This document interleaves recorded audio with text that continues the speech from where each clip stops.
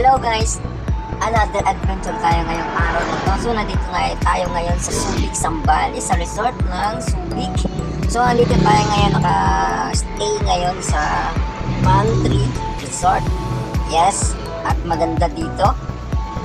Sa parking pa lang, talagang marami silang parking area.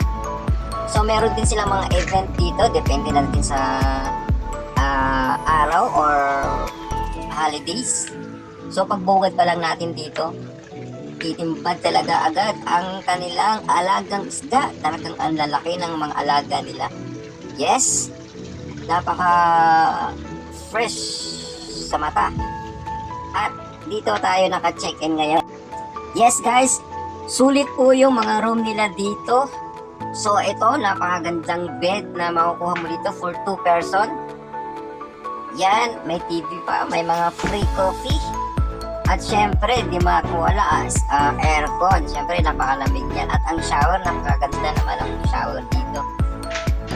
Yes, napakaganda. Hot and cold pa. Syempre, napakaganda yung loob. Talagang sulit talaga guys.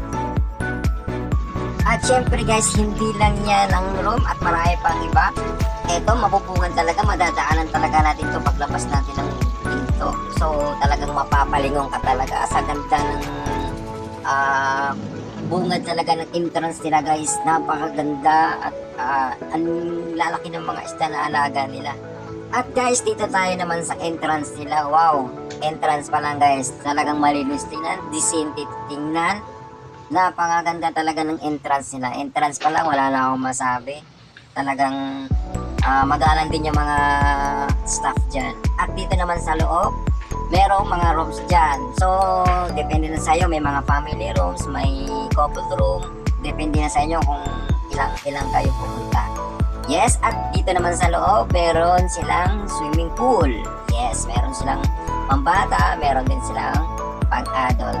Yes, napakaganda dito sa loob pa lang yan. Pero, dito din sa pool, meron din silang mini bar. Yes. Dito sa pool, pwede kayong mag chill-chill dito kasi may mga bar, mini bar dito. Nasa inyo na. At dito naman tayo sa likod guys. Ayan. So, napakaganda. Diretso na po siya sa dagat. At meron din silang shower dito sa gilid. Ayan, napakaganda ng likod nila. Kasi diretso na yan sa dagat. Gusto mo na mag-swimming or muni-muni dito muna, upo muna dito. Napakaganda yan guys. So, at white sana po yan yung buhangin nila dyan. Napakaganda, tsaka hindi masyado malalim yung dagat nila, pero mababaw hanggang sa palalim. At syempre dito sa dagat guys, napakalinaw ng dagat dito. Kung nakikita nyo naman, diba? Napakalinaw niyan guys, napakalinis, ang linis mo tingnan. Kung nakikita nyo naman, napakababaw lang, pwede yan sa mga bata, oh. Ayan, oh, sa mga adult. At syempre, hindi nawawala ang jet ski dito. Meron din silang banana boat. At ito naman yung paligid ng dagat dito sa likod. Napakaganda, daming tao talaga. Kinagigiliwan talaga ng mga tao dito. Kasi tinan nyo naman, ang beach nila ay napakalinis. Talagang wala ka talagang masasabi. Sa umaga naman guys, napakasarap magkape dito dahil napakalamig ng hangin. At syempre, ito yung tanawin mo sa umaga, napakaganda naman talaga habang nagkakape. Ayan, habang nagkakape, ayan, lalakad-lakad o nakaupo ka dyan dito habang nakatingin ka sa dagat. At talagang, ang sarap ng hangin talaga dyan. Wala talaga akong masabi, talagang sulit ang bakasyon mo talaga pag napunta kayo dito. Iikot tayo dito sa loob ng resort nila. So makikita mo naman dito, so mga collection nila ng mga antique. So makikita mo dito yung motor na talagang antique na talaga siya, napakaluma na niya.